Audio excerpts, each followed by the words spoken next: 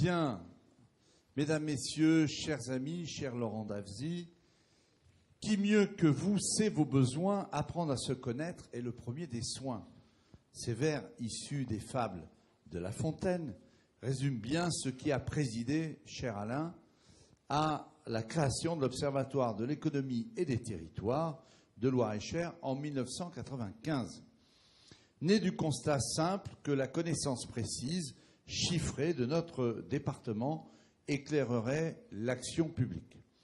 L'Observatoire, en 20 années d'existence, a permis de connaître le Loir-et-Cher, ses besoins et de guider nombre de choix essentiels pour le présent et pour l'avenir. En mettant à la disposition des décideurs un outil efficace d'analyse et à la connaissance du plus grand nombre les chiffres clés de notre territoire, l'Observatoire s'est imposé, disons-le, comme le témoin indispensable de la situation économique et sociale de notre département.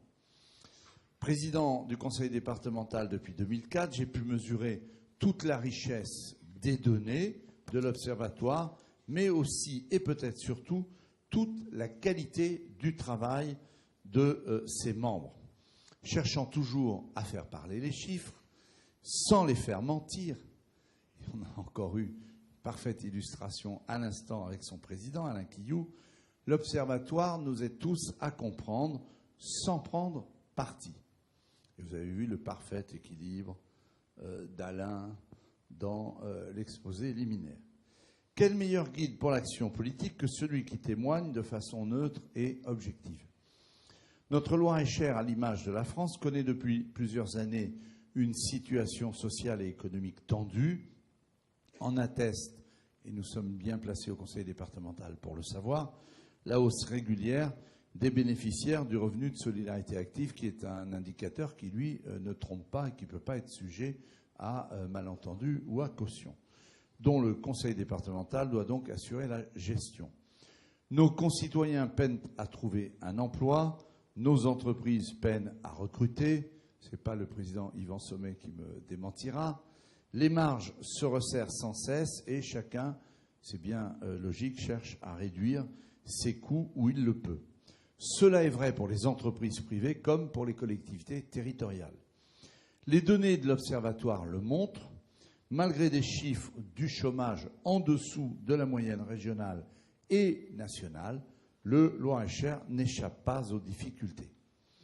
Celles-ci se trouvent en partie renforcées par le caractère rural de notre département, et je suis très heureux de la présence de Laurent Davzy ce soir, qui nous fait l'honneur d'être notre grand témoin, puisqu'il étudie ce qu'il appelle dans son dernier ouvrage la nouvelle fracture territoriale. Cette fracture, les territoires ruraux en subissent de plein fouet les conséquences. Et je suis un lecteur assidu. L'isolement, le chômage, le vieillissement, la montée du Front National, et pardon, je vais dire hors discours, mais l'ancien ministre de la ville que je suis, avec l'architecte Roland Castro, nous avions un indicateur bien avant les chiffres que je vais vous révéler ce soir, c'était de regarder effectivement les bureaux de vote, et là on retrouvait effectivement cette fracture, y compris dans les quartiers sensibles, pas seulement dans les territoires ruraux, et cela permettait aussi de voir comme indicateur de la politique de la ville, là où effectivement la rénovation urbaine avait pu jouer son rôle, quand ce vote régressait. Et donc, ce sont les caractéristiques de cette France des territoires que nous incarnons. Ils peuvent en être la gangrène si nous ne faisons rien. Nous pourrions nous lamenter et pleurer sur notre sort. Nous avons décidé d'agir et de nous battre pour faire de nos prétendues faiblesses des forces. J'en ai l'intime conviction, c'est dans nos territoires que naîtront la dynamique, l'initiative, le renouveau. Cela, nous l'avons constaté durant toute la démarche Loir-et-Cher 2020, et je suis heureux qu'après les travaux de nos amis de Futurible, après un autre géant du CNAM, Michel Godet, nous accueillons ce soir Laurent Davzy, parce qu'on s'inscrit pleinement, et cette salle comble en témoigne ce soir. Je crois aussi qu'elle illustre ce soir le fait que cette démarche prospective Loir-et-Cher 2020, vous l'êtes appropriée. Et ça, je crois que c'est absolument majeur. C'est ce qui nous tenait à cœur. Nous continuons à le voir au jour le jour à travers les chantiers, les projets, les labs qui fleurissent aux quatre coins de notre département. Ce colloque, le premier Alain, formidable pour une première, ce colloque s'inscrit dans la continuité de Loir-et-Cher 2020 et montre donc à quel point l'appropriation publique a été forte et demeure forte. L'envie ne manque pas, à nous, pouvoirs publics, institutions, décideurs, d'aider ceux qui veulent changer les choses à en avoir les moyens. Ce travail de facilitateur, le Conseil départemental le mène depuis 20 ans avec l'Observatoire de l'économie et des territoires de Loir-et-Cher, qui, loin de se contenter de livrer des données brutes, s'investit pleinement dans la dynamique collective qui meut notre département. L'influence de l'Observatoire doit maintenant dépasser les frontières du Loir-et-Cher pour exercer une influence régionale en partenariat avec nos voisins. Nous agirons plus efficacement si nous agissons ensemble.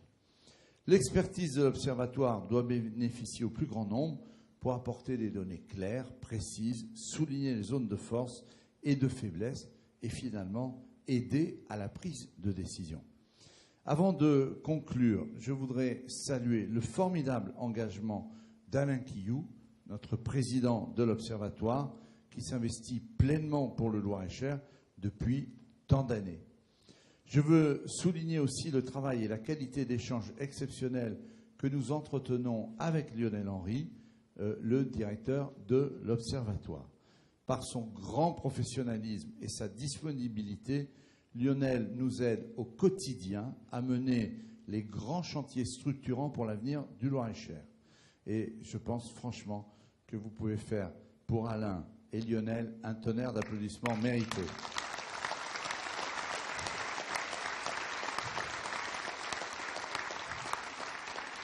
Enfin, mes remerciements chaleureux s'adressent à Laurent Davzy, qui nous fait l'honneur de sa présence.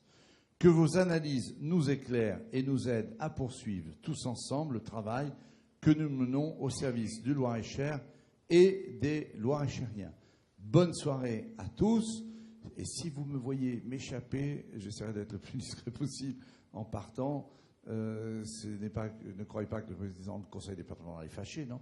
J'ai malheureusement des obligations qui tombaient, mais je tenais à être présent là. Donc pardon auprès des amis de la table ronde qui vont suivre, mais j'ai des contraintes qui me contraignent à regagner Paris tout à l'heure. Voilà, mais j'espère quand même pouvoir rester suffisamment de temps pour partager ces travaux. Merci et encore bravo à l'Observatoire. Merci.